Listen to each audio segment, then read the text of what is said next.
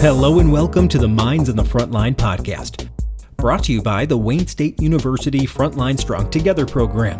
The Minds on the Frontline Podcast is designed to inform, educate, and entertain first responders, their families, and the general public regarding the realities of frontline work-related mental health challenges. In this episode, we will introduce you to Lyf Johnson and Pam Dooley. Lyf is a 911 dispatcher with Dearborn Police and Fire, and Pam is a dispatcher for the Oakland County Sheriff's Department. Lyf and Pam are well aware of the work-related challenges faced by their fellow first responders. Unfortunately, it is common for frontline workers to not get the care that they need to prevent or alleviate stress, PTSD, anxiety, depression, and/or other mental and behavioral health challenges. During this episode, we will have an open and honest dialogue about the various barriers that prevent first responders from getting the help that they need. Specifically in this episode, we will focus on stigma, avoidance, repercussions, as well as the cost and availability of care.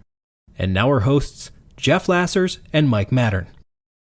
Good morning, Mike. How are you, buddy? Good. How are you? I'm hanging in there. All right, good. Episode 2. We made it through the first one. We got it out there. They brought us back. We're back. Even after the first one, we're back. So yeah, they're letting us do a second one. That's that's all obviously like a big win for us. Yeah, absolutely. So the biggest difference between, I think, that first episode was really, we had to get out there of what Frontline Strong is. Frontline Strong is a program that offers behavioral and crisis services to our Frontline 5, which is going to be our professional full-time and volunteer police, fire, EMS, corrections, and dispatchers. Active and retired. Active and retired. Very good. Thank you very much. And in that first episode, we really had to give an overview of the program. That program is really designed for our Michigan first responders, but this podcast, Minds on the Front Line, is really designed for the world, right? So it's an extension of the program. So as we go into episode 2 and kind of get away from Frontline Strong as our topics, I think it's important to tell our audience today that episode 2 and beyond is going to bring on first responders directly, having honest conversations about some very real things. We're also going to leverage the plethora of subject matter experts that Wayne State brings to the table with their programs. Obviously, we're the first responders who kind of speak first responder and can translate a lot of the things that academia, psychology, psychiatry, mental wellness, all those things we can help translate to our friends in the first responder community, as well as advising these subject matter experts on how do you approach these subjects with these people. Because at the end of the day, if you want to connect with us, you have to connect with us. It can't just be theoretical. It can't just be, I think it's going to happen. No, it's going to be incremental growth and integration with that type of network. And we think that this podcast is just another way for each group to kind of branch out, reach out to each other, sit down, talk, and then share those conversations to open up more conversations and connect. What do you think? Absolutely. Nice part moving forward here is, like you talked about, that the number one thing is it's first responders talking to first responders. Yeah. We're going to have those real conversations in the real way that we would normally have those conversations. In this episode, we brought on Lyf Johnson and Pam Dooley, 2 seasoned dispatchers in the area, large amount of call volume, so they get dosed pretty well with calls and traumas and things like that. And where we really went with it was this is the first episode of many now that we're really going to have those conversations with the first responders, the dispatchers, and really have those conversations how we have those conversations. Whereas before, we were talking to mental health professionals, but we speak each other's language, and it's really going to show that no matter if you're sitting in the dispatch chair taking calls, you're sitting at the firehouse ready to respond to a run, you're in your patrol car, you're in your ambulance, you're in the corrections, wherever it may be, you'll notice that we have these conversations, and they're all the same conversations, but we do different jobs. But we all speak the same language. And that's what's going to be really one of the biggest things that you're going to see with this episode and moving forward, especially with this episode where we start talking about mental health, the barriers that each of us experience. You think just because we have different jobs, it's different barriers, but really it's all the same. You got things like stigma, avoidance, repercussions that can come from having a mental health problem going on. And really one of the biggest ones is cost and the availability to care. Absolutely. And I think in this episode, we really help identify what are the barriers still stopping people from getting care in 2023 as you'll hear in this episode, we talk about what the world used to be. You know, Lyf's got 20 years experience. I got about 18 to 20 years experience in the multiple departments I've worked for. Mike's right up there too, and Pam's been on the job for a minute. So these are people with a lot of experience that can give us that insight into that world. And the other thing that I think this episode also helps, we're not saying dispatchers, hey, come join us at the table. We are reminding them that they've always had a place at the table. Absolutely. And I think some dispatchers don't always feel like they're on that frontline 5 as a first responder. But I think after you hear this episode, you're going to be like, okay, I now have a much bigger appreciation. Like I said, I've been doing this for a long time. And I learned a lot sitting down with Lyf and Pam and going, okay, now I get not only why you're a first responder, but how you're assuming all this stress, answering call to call, 911 to 911. And then I get there and I'm allowed to actually complete the call. I get some closure, whether it's a happy ending or a sad ending, but they only get the introduction or prelude to the story, which can not be fun. And then it gets cut off right then and there. Yeah. And that's all they know. Yeah. Powerful episode. Enjoy the show. Good morning, ladies. Good morning. Hi, Mike. Hey, how are you? Hey, you know. So let's start off. Lyf, who are you? What do you do and where do you do it? Well, I'm Lyf. I'm a 911 dispatcher. I've been with Dearborn for just over 20 years now, and we dispatch for 6 cities: Dearborn, Melvindale, Wayne, Westland, Garden City, and Inkster. Do you guys run like the waste management communications too or something? That's a lot. Pretty much. We're the only phones in the city open 24 hours, so everything kind of gets schlepped on us. How many calls does that add up to a year? Oh, good grief. Yeesh. I think we answer about 300,000. That's a lot. It's a lot. And so as a dispatcher, you're doing primary 911, fire, EMS, and anything else needed? Correct. Non-emergency, emergency, and as hey, well as get off dispatching. my lawn all the way up to a murder. Correct. Copy. Yep. All right, Pam, how about you? Pretty similar situation? Hi, yeah. My name is Pam Dooley. I work for Oakland County Sheriff's Office in the 911 dispatch. I've been there 5.5 years. And yeah, we cover 23 cities and townships. Yeah. All right, okay, go. Name them all. Alphabetical. Yes, in alphabetical order. I can tell you where it is on the map, but I can't name them all off the top of my head. But last year, 2022, we did 516,000 calls for service. How many people are answering the phone at any given time there? On days and noons, we have 6-7 call takers. Wow, that doesn't seem like enough. Right, but then we have 5 police dispatchers and 4 fire. 19 staff members on days and noons, and then 13 on mids. Wow. Yeah. So still understaffed for quite a large operation going on. Yes. And I've been on yeah. the campus there, and I'm a resident of Oakland County, so I realize how busy it can get. We're firefighter paramedics. We go on the road all the time. We're always on these calls, and how they impact us and how the emergencies impact you guys is different. So let's touch on that first. Lyf, give us your perspective on the fact that dispatchers obviously have frontline stress like we do, but how you accumulate it is different. You know, I go to a bad situation, whereas you're receiving bad calls. Talk to me about how that really builds up in a stressful situation and impacting your behavioral and mental wellness over time. Well, we answer call to call. You guys, you'll handle your run from start to finish, and then you get, downtime writing reports. You go back to the station. Whereas dispatch, once they're done with the initial reporting phone call, we're on to the next one. We don't get downtime. It's call after call after call, and you don't get closure most of the time, because you're too busy. We can't, get in touch with fire or police to get closure on a run. Like, hey, what ended up happening with that subject? And yeah, it's like you don't get to hear the end of the story. Right. And that sucks. Like even when the TV show cuts out, they're like, well, what happened? Right, yeah. You get like the intro and, maybe 5 minutes into the plot, and that's right. it. Imagine That's the all you cable get. going out 2 minutes before the show's over, and then apply that to real life and life and death. That's pretty much That sounds dispatch way worse. on loop. Oh, man. Yeah. Yeah, so you're like highlighting those things that I've been learning recently is like you only get to hear the complaints during the peak of when they chose to call 911. Right. We get the raw footage. We get the raw scene. It's before, any emergency personnel actually get on scene and control it. We get the rawness, the in progress crisis. That's a lot. And it's a lot, especially to try and control it from a phone. Yeah, that's the difference too, is when I show up on scene, at least somebody feels like somebody's there to help, and they kind of calm down just seeing a giant fire truck, Right. paramedics, equipment, and 4 people hop out like, what can I do for you today? Whereas you're like, ma'am, sir, ma'am, Right. let's hold on. Stop Constantly. yelling. Yeah, and it's Constantly trying to get their and the attention, stress rightfully of- so, because they're dealing with a crisis. right. And, you have to keep their attention on a phone while their emergency is going on. And Good luck. it's right. It's a challenge. So Pam, how about you? How does that affect you in the same but differently? Well, to build on that, we have to try and calm them down. So it does build up anxiety just naturally when you're dealing with a screamer or, somebody that's really in distress.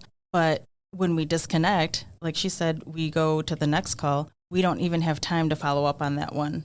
We may never find the end result, and then we're just kind of left there hanging. It does bother you. We advise some of our coworkers, if you need to get up, go for a walk, take some time to go out in the hallway. If you need to go home, people have a really, really bad call and they feel like they can't function anymore properly, then they'll go home. But we offer resources too through our peer support program. Well, that's very progressive because not every work environment, especially for dispatchers, is so comforting. And let's face it, a lot of them don't have the capacity to let you go. Like somebody's got to answer the phone. At some places, there's only 2 people in the room. That's very true, yes. Yeah, so luckily, you're staffed enough and big enough to do that, and I commend you for it. That's great. Yeah. So let's talk about the peer support team that you're on there. And we think traditionally, Mike's a peer support guy at his fire department. They do a fantastic job. And it seems so obvious to me now in 2023, you got peer support teams, fire, EMS, police. So how does dispatch kind of resolve that? Because when I have a crisis, it's pretty obvious, hey, we had an infant death or we had a bad fire or something that occurred that was not good. And it's obvious the mechanics of that. Is it similar in that fashion for you guys? Yes, we have 3 representatives in dispatch. The staff knows who they can contact if they need someone to speak to. However, if they don't come to us, we usually go to them and we say, you want to talk about it? We're always here for you. If they choose to talk to us, then we listen to them and then move from that point and offer them resources that we have. That's a really streamlined process. How long did that take to get standardized and culturally competent, aware people? Because you can have that plan. You can create a protocol that says when this, do that. But until you have the trust of all the people in that organization, you're not going to ask for help. Right. And there are a lot of them that don't want to speak to a coworker because they just don't feel comfortable. They want to go anonymous. Right. Yeah. And they want to go outside. They don't know who they can trust. Right. Right. So it's still work in progress. It's a fairly new program, but we have a lot of representatives in each area of the Sheriff's Department. So, Mike, you're a peer support team leader, and like the Oakland County Sheriff dispatchers, they share a peer support team with all the professionals on the campus, essentially. So the road sheriffs, the corrections officers at the jail, dispatchers, and pretty much anybody within that organization, whereas you have a similar system within the city of Dearborn, and you include your dispatchers.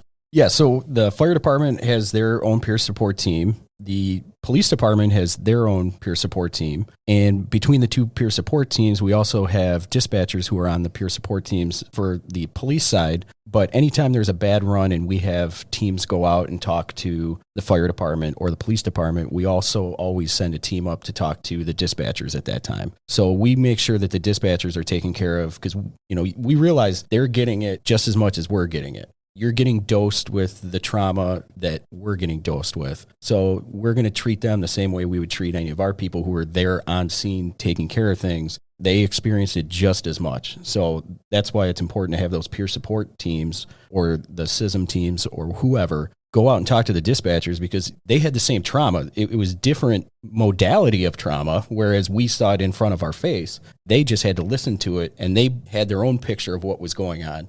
We actually got to see, feel, touch, smell, but they had just as much trauma as we did. Absolutely. And now you guys are really talking about 2 different organizations that have a streamlined process for anybody that wants the help. We'll get it. You'll support them, all of it. And even under those circumstances, I'm sure you're experiencing barriers, right? In 2023, the stigma is still there. People are still avoiding their problems. The feeling of somebody will do something if I let them know I'm having a problem. And there's a cost to care here. So I kind of want to break some of these down and kind of get each of your individual perspectives on it. So Mike, kick us off. Why and how in this day and age is stigma still a thing? Because when I started in the fire and EMS service, it really was a thing. I'm old. I've been doing this for like 20 years now, so I feel like those even Vietnam vets were on my crew, and they were not cuddly teddy bears. They were wonderful human beings, but it isn't the same of how are you doing? Like somebody checks in with me once in a while just because I work where I work. It's great. So like, why is there still a stigma there? There's a couple reasons. One, I've been there 17 years. I came up under the same, you need to toughen up. If you can't deal with this, find a new job.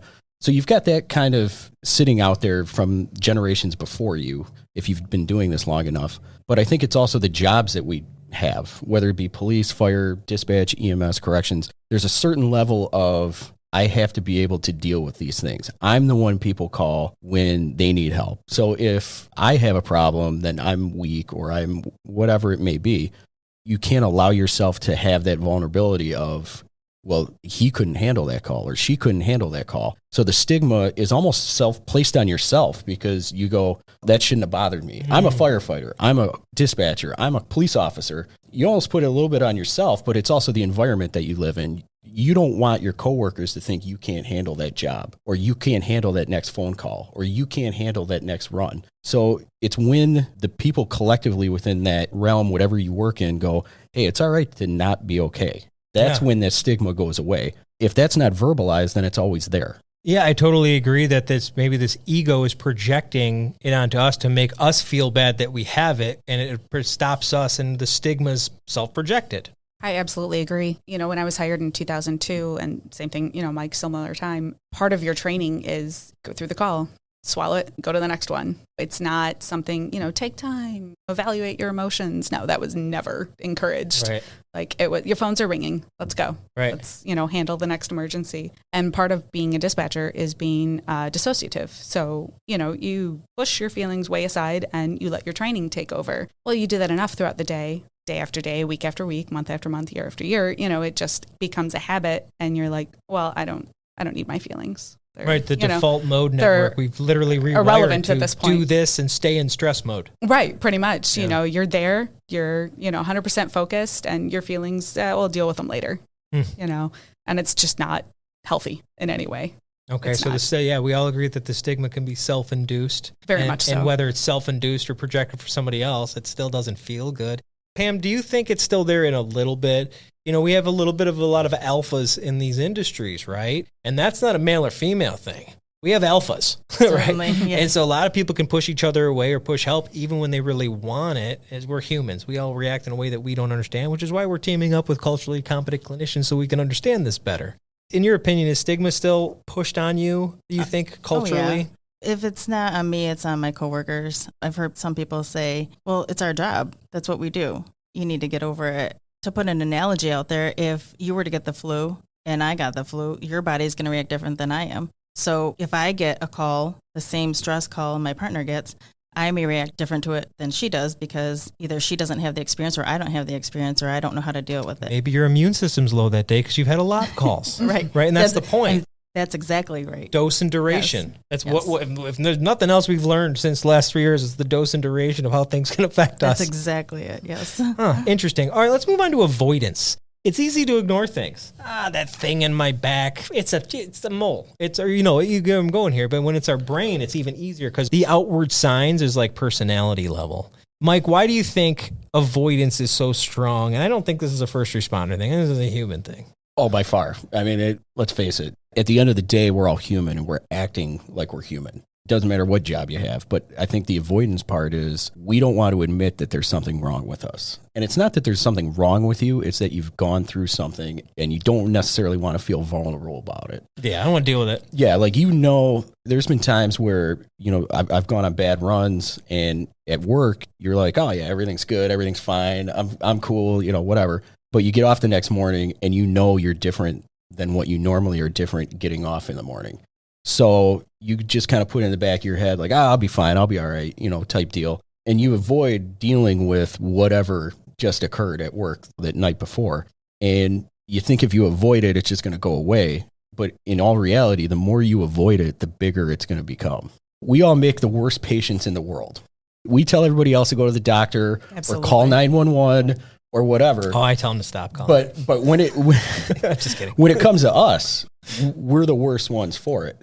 And the same goes for this stuff. We avoid it because we don't want to deal with it. We don't want to admit that it bothered us. But the avoidance part is really, I think, the part that really kind of potentiates everything and makes everything worse is we don't hit it head on. And that's where a lot of this peer support stuff comes in, where you can go in there and walk into a crew of people and go, man, that run was pretty messed up. That run kind of bothered me. You're not avoiding it. You're bringing it up. And then other people are seeing like, oh, wow, he's talking about it. It bothered him. Yeah, you know what? That was a pretty messed up call. So the avoidance part is still there because we never want to admit we have an issue going on. But I think the more we do this, the more we talk about it, that's going to start kind of going away. So, Lyf, would you agree that avoiding things is sometimes just easier? Absolutely. Absolutely. I mean, with avoidance, there's no outward cues. There's nothing obvious that's wrong. You know, it's all mental. It's not the presence of something, it's the absence of something. Right. I mean, you break a bone, that's obvious. Go and get it fixed, but the avoidance, it's all mental. You can hide it, you can swallow it, you can go read a book, dive into, whatever activity, you want whatever, to. Just go, you could focus all of your focus, like kids are easy. Right. Oh, I'm so busy with the kids. Like I can blame everything in my life on my kids. So it's a easy. Great distraction. And, to just keep yourself busy. And it's not helping anything. Building and building and building. And, eventually, yes, you're going to crack. It's just a matter of when. The second you stop whatever you're doing, that thought is popping right back in your head. Right in your head. And that's one front of the things. Front and center. Yes. Yeah, absolutely. That's why, the music gets louder and the house cleaning gets more involved. And or the alcohol gets poured heavier. Yeah, their coping skills are not because the your coping skills healthiest are like, choices. what's helping me avoid this? I go play hockey all the time. Well, that's not too bad. Yeah. But I drink all the time. Not so good. Not so great. No. Don't recommend. But I think also with the avoidance, you avoid things that make you remember that call too, or that instance. Yeah, some triggers from other scenes. Like other you might calls, you might know personal. something bad happened in that house, and you'll go around the block, so you don't have to go past that house. So it's not just avoidance in that aspect; it's avoidance in what made you. What brings those thoughts back too? Basically, anything that won't let me address this is not good, and I need to figure it out. Yes. Right. Copy that. A lot of flight. Yeah. A lot of flight. Yes. Pam, have you ever seen this avoidance manifest in the people around you? Yeah. They avoid it and then they take it out on something else, or they call into work. They won't show up, or they'll say that they're sick and they'll do something else, but really they're not addressing the issue. They're just using excuses, like you said. Right. So yeah, it happens all the time. And would you agree that part isn't that they're quote unquote abusing sick time, is that they're not addressing it as the problem? You're only going to run out of sick time, and then what? Right. And now you don't have sick time when you're actually sick, and you're not addressing this You problem. avoid it until you can't. Yeah, so there's It a will catch little up bit of with you. responsibility, but at the same, I get it. Okay. And then the other thing is like people avoid it sometimes because they feel like something bad's going to happen, like, their boss might do something about it. Not everybody has a really supportive boss when it comes to these types of things. And I think it's getting more and more relevant that everybody's boss is getting on the same page with it. Mike, what type of repercussions could exist in somebody's mind? Like, what are the common things people say, like, but they'll do this? And there's always a they, right? One of the biggest one is your coworkers. The coworkers are going to think something different about you. Obviously, your bosses, you may, when it comes to promotion, it might be used against you later down the road. I think that's the biggest thing, is just how it's going to affect them at work, whether it be with coworkers or with bosses. That's the biggest thing, is they think something's going to come of this. Like people aren't going to trust you anymore, or they're always going to keep an eye on you while you're at work going on a run and things like that. Like, he had a problem with that. We should probably keep an eye on him.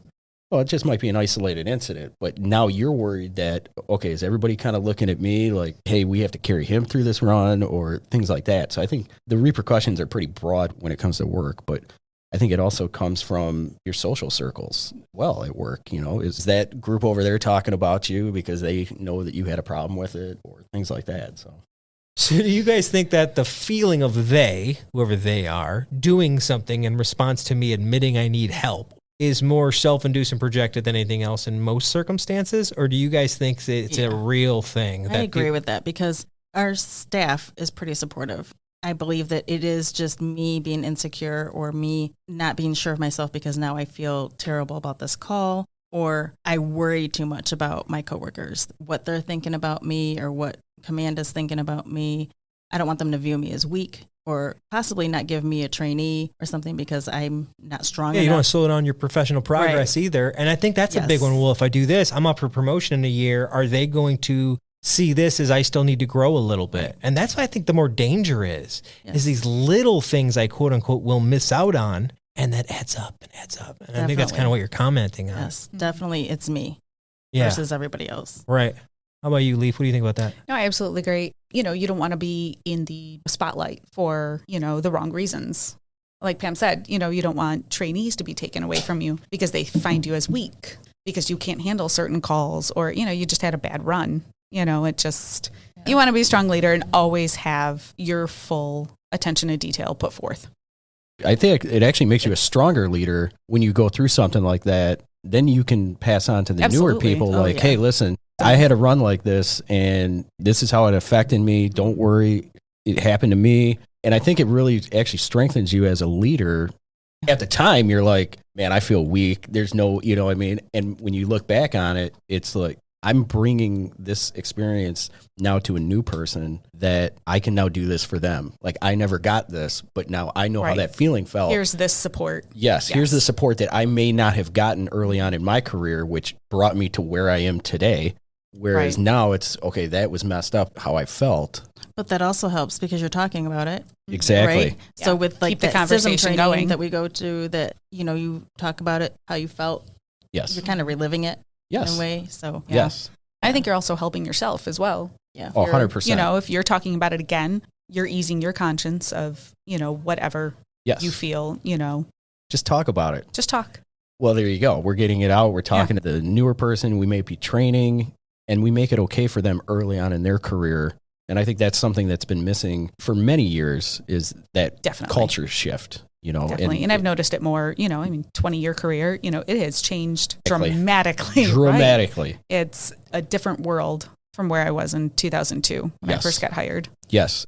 We found doing peer support and stuff like that, the retirees have heard about the CISM, the peer support stuff, and we're getting more calls from retirees. Yes.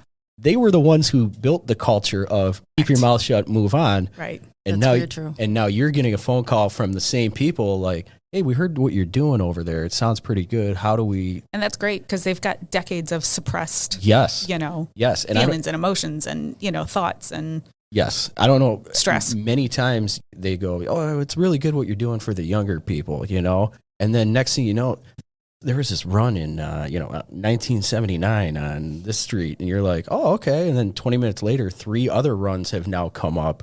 because they never how long got have to you been talk about holding it on to before. that? Mhm. You Yeah. know what I mean? It sits with you. It You know, does. I mean, anyone in this career, 5 minutes to 25 years, Absolutely. you've got calls that just sit with you. Yes. And I remember them like they were yesterday, and they could have been my first phone call. Absolutely. And that's the interesting part about the retirees. How long have they been sitting with those Right. things? It even goes back to the avoidance part of it. Mm-hmm. They avoided it for so many years, kept busy with work. Shoved it in that mental box, Yes. and it's been there collecting dust. Yes, but now you're retired and all you have time to think about Just it. Think. Guess where they're all coming out now? But it's you know. nice that they reach out. Yes, that's No. the good part. It's becoming accepted Great. enough to where the retirees can now come in and feel okay to talk about it when they were the generation who put that wall up. Perpetuated it. Yeah. I don't think They they did. created it so They much didn't as create it, maintained but they the wall. furthered it. Yes, Yeah. absolutely. They hid Kept it behind going. it, and I understand doing that when everybody else around you is telling you to do it. Right. Yes. Yeah. Because we have support. Like I Because- wouldn't have had a mic 20 years ago and be like, no, dude, that's good. So Yeah. it's fine. Wouldn't have had that. Would have been But- some other guy yelling at me. Yeah, there's that dreaded phrase, you know, it's always been done that way. Oh, you yeah. know, Oh, and boy. my God, that was the first at least 15 years of my career. Dispatch in our department didn't really get involved in peer support the last handful of years, like just pre-pandemic. That's unfortunate. And I think we can look at the numbers of suicides in first responder communities and go, the old way isn't working anymore. We need to find a The new old way way's to atrocious. we need to find a new way to do this because we're losing too many people here. Right. Yeah. And I think that's the good part. What do you guys think? I would say like the last 5 years is when it Mhm. really It's turned on really its taken head. a about Yeah, turn. ours really took off after Oxford. It's too bad that we Yeah. need events like that Oh. to set off a need Very. to trigger to help thousands of people. Yes. So let's talk about that. One of the things that prohibits our employers and cities and municipalities, anything you want to, is the cost of care. So until they had a really big reason, they didn't pull the trigger on doing those things and really supporting this stuff.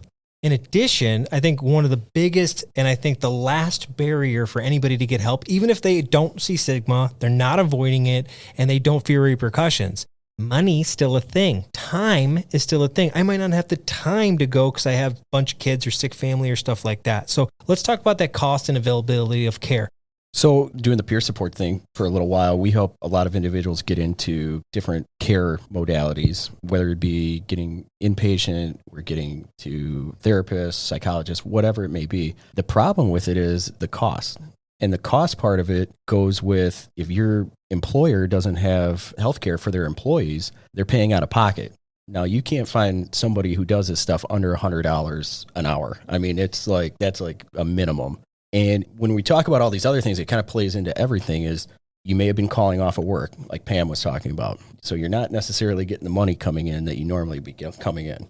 Then we put on top of it, how am I going to spend $100 a week now to go talk to somebody? That's just if you're going one time a week. So now I have financial stress on top of everything. So now I'm in a crisis. I've got bad stuff happening. Now I can't pay for it. A lot of the times, that's one of the biggest barriers is they can't pay for it. They can't take groceries off the table so they can go to see a psychologist or a mental health professional. So they make the decision to put food on the table rather than take care of themselves. And then they start going down that bad path because they're not talking to anybody. And the insurance companies need to really take a look at this stuff and go, this is just as important as if I break my leg. I break my leg, I can't work. And like Lyf, you were talking about, it's an injury you can't see. If I walked into work with a broken leg, they'd be like, what are you doing here? But if I walk into work with depression, anxiety, PTSD, nobody can see that. And they're like, you can work, right? Why are you taking so much time off? But if I got a broken leg, no one's asking me why I'm taking so much time off. Well, I can't pay for it. So I'm here. I have to come to work. That's one of the biggest issues is the cost. That stops a lot of people because there's no good way around it. If your insurance doesn't cover it, it's out of pocket. Some of the things that we're trying to work on, at least with the Michigan Professional Firefighters Union Behavioral Health Committee, is we're trying to get PTSD presumption, just like cancer presumption in the state. We know, just sitting here in this room, we know it changes us. Whether you do it for 5 minutes or 50 years, you don't walk out the door the same person you walked in. We all know, Jeff, like for us, cancer is very prevalent in the fire service because of the chemicals that we deal with, the smoke, everything else. So they signed the cancer presumption bill to pay for it. We need this for mental health as well because that's just as deadly as whatever we're dealing with. And think about how long it took the government to understand that these immediately dangerous to life and health atmospheres, literally everywhere we go, impacts us every second we're there. And It took us this long to get them to realize we need to be protected. So although we've traversed that problem on a bigger aspect, I think this is going to have its own set of issues, and we need to keep our feet on the accelerator because the cost is going to be the biggest barrier. Got to talk with your employers about the healthcare systems that you have. Let's make sure mental health is included in it. Nobody should have to make a decision whether they put food on the table or they go get their mental health taken care of. There should be no reason in this day and age that we have to make that decision. And unfortunately, that decision is made quite often. Who am I going to see and how much is it going to cost are usually the first two questions when we go to try to get somebody in to see somebody. Those are the first two. I don't know if you noticed or not, but we're going through an inflation and first responders don't make a lot of money. Right. Yes. And, and that's including dispatchers. We're all in that same boat of not yielding a huge income. So it's not like I have disposable income to put towards my mental care. If I had more money to do that, I'd have less stress because I'm going on vacation. Right. Right. Yeah. You'd be doing other things with that extra money. Right. There's a part of your life you can, money doesn't buy happiness, but it buys opportunities. Mm-hmm. And opportunities, if utilized correctly, like anything else you do with your time, what you do with it could be like, work's not so bad. Yeah, I had time to debrief, and that's kind of the balance of life, right, in that cost. I think debriefing is key. Yeah. So Pam and Lyf, there's really a fifth barrier when it comes to dispatchers. Some dispatchers may not feel like they're a part of the first responder community, and I think that's unfortunate. So can you guys touch on that barrier and kind of give some advice to our first responders out there listening to really make sure they include their dispatchers?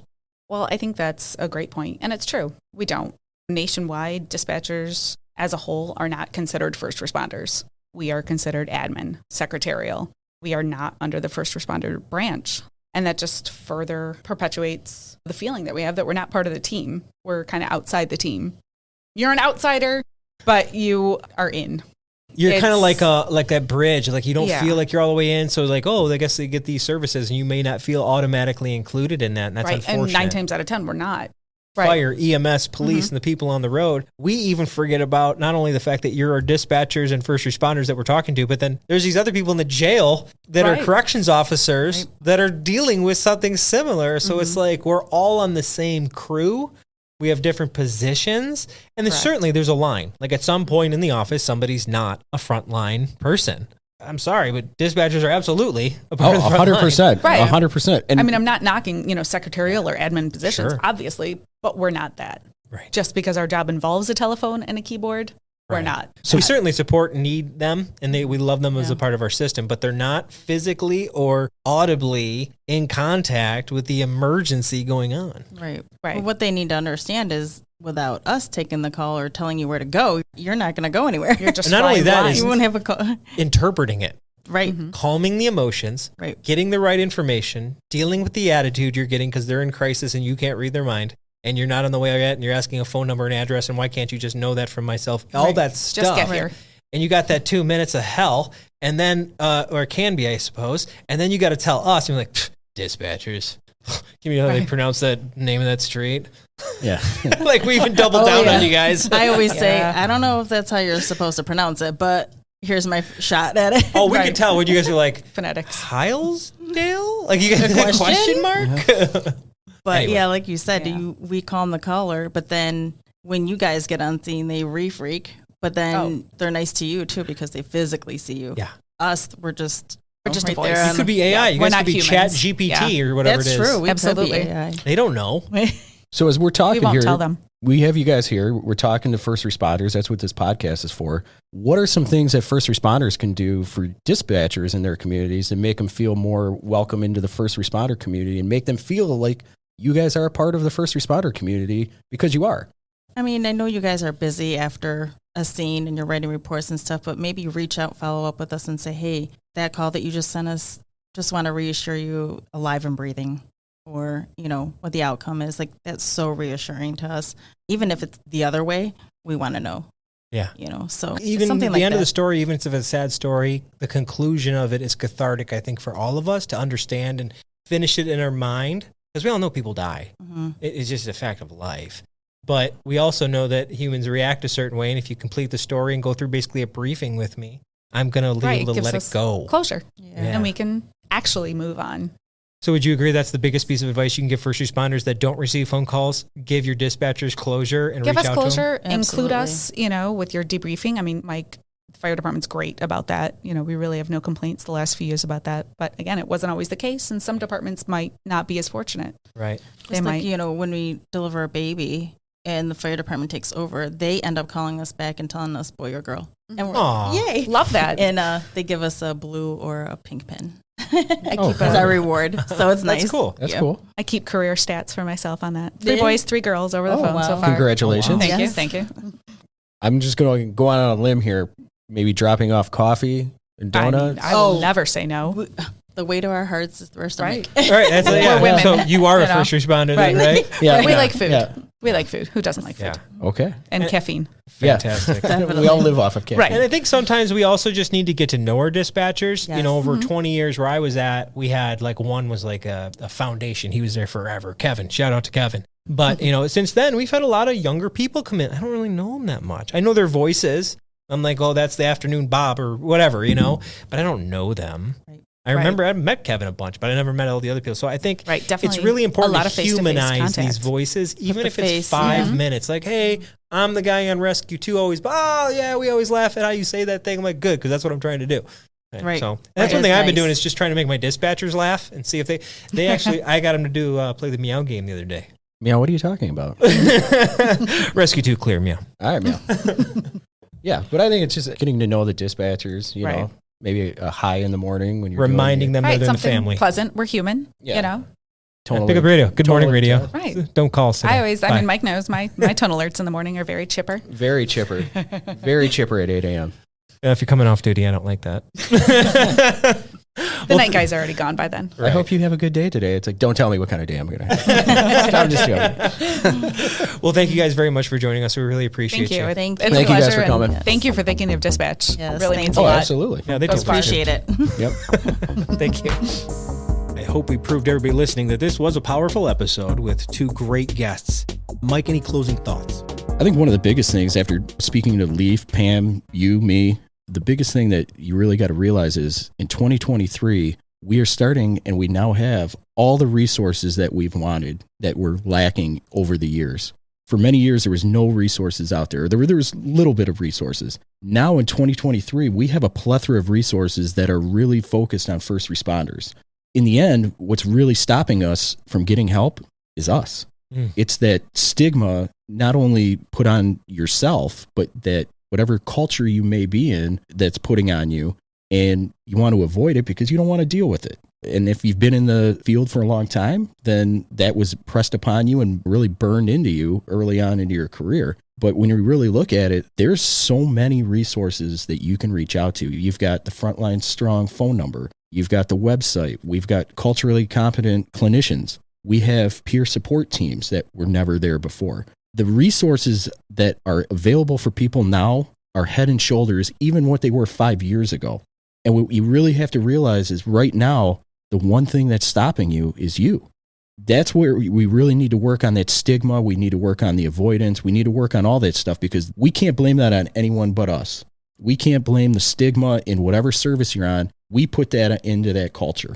So we have to go change it and make it okay to talk about. Make it okay to go, hey man, I went to therapy last week, and talk about your therapy sessions around the kitchen table. I've seen it happen. Once those start going on, that's when people are like, oh, wow, this guy went, or, oh, wow, she went to therapy. Oh, that's not a big deal. Or, yeah, I went and talked to one of the peer support team, and the peer support team really helped. That's where we really need to do a better job as a culture in the first responder community, is changing that. When we change that, everything else will fall into place. Well said, sir. Thank you. Don't make me do it again. Now go home and get some sleep. I don't think I blacked out there for a second. What happened? I don't know. We'll find out. I recorded it. Thank you for listening to the Minds on the Frontline podcast. We hope you enjoyed this episode. We have more great content coming out soon. Remember, if you are experiencing any crisis, work-related, substance abuse, depression, relationships, financial, or any other, reach out by calling 1-833-34-STRONG or go to fst5.org for more information. Thank you for listening to the Minds on the Frontline podcast. Have a great day.